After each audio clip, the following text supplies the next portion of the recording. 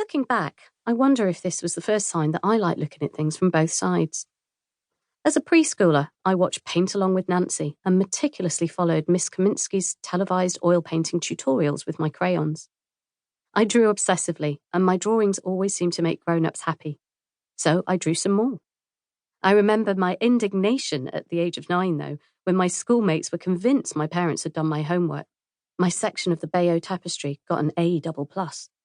It was all my own work. After years of pestering, when I was 11, my parents finally trusted me with oil paints and terps. I started painting landscapes and gifting them to family members and parent friends. By the age of 15, I was being commissioned for oil portraits, my first entrepreneurial venture. Both my parents were NHS doctors, and my dad, an eye surgeon, was keen that I should become an optician so he could refer all his patients to me. When I announced I wanted to be a graphic designer, they were pretty worried. Neither of them understood that world. My dad thought I was wasting my education. My form teacher said I was too bright. Only my art teacher, Miss Hanlon, encouraged me to follow my passion. Despite everyone's best efforts to set me on a different path, I eventually graduated from the University of Northumbria, one of the UK's leading design establishments. Sir Jonathan Ive of Apple fame is an alumnus. But even as a student, I realised that this amazing course, which had taught me everything about design, hadn't prepared me for the world of business. I took on a postgraduate diploma in marketing to understand more about business and how design would fit into the marketing mix. My ambition was always to start a design agency with a business edge, but then I got a job offer from the marketing department of Metro Radio Group, where they saw my final project. It wasn't in the plan, but it sounded exciting, and I figured I might get to meet Robbie Williams, so I accepted. My 25-year career spanned the design and media industries, marketing, advertising, and creative sales. I've worked for Chrysalis, EMAP Advertising, the Telegraph Media Group, and O2 Media, amongst others. I've helped brands like Sony Ericsson, Mercedes-Benz, and Rimmel reach their target audiences with multimedia, content-driven campaigns, winning a few awards along the way. I swapped showbiz parties for birthday ones when I had my children, but after having my second baby, I was felled by postnatal depression. Suddenly, feeling broken, fragile, and incapable, I knew that going back to my previous fast-paced, high-pressure, hard-partying career and lifestyle was unthinkable. Just getting showered and out of the house before 11 a.m. felt like a huge achievement. I took 3 years out to focus on my babies and heal myself with cognitive behavioural therapy, CBT, and running.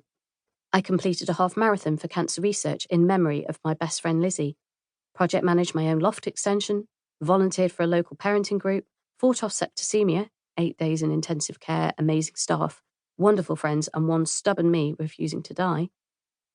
I also completed a second degree in interior design with distinction and a plan to build a new home-based career around my little family. Meanwhile, a few friends and my husband Andy had started their own businesses and asked me to help with their logos, brochures, and websites. Andy's brochure got held up at a large entrepreneurial event by author and award-winning business coach Andrew Priestley, no less, who told everyone that this was the gold standard. Andy came home that evening to find me with a baby in my arms and a toddler at my legs and handed me a fistful of business cards. 7 people who'd never met me wanted to work with me. I realised my new business venture had been staring me in the face all along. Innovisions ID officially launched in 2016. I combined my design know-how with my commercial experience in marketing, sales, and advertising to create my unique 6-step vision process. Visualize, inner brand, stand out, image, output, nurture, which results in what I call branding that means business. With clients in the UK, Europe, America, Australia, Canada, and Dubai, Innovisions ID now provides international brand expertise for ambitious entrepreneurs across the world who want to make a difference. Since the business launch, I've been published 3 times as a co-author, have written for the Huffington Post, and have won several awards. But I'm most proud to be the brand mentor for a national programme called Shifts to Success, helping police officers and members of the NHS transition into a life of entrepreneurship. This audiobook is for you if you're an ambitious entrepreneur, business owner, or brand manager. Your business may be new, or it may have been going for several years. You may have no branding, you may have some. You may feel the branding you got was never quite right, or you've outgrown it and it doesn't represent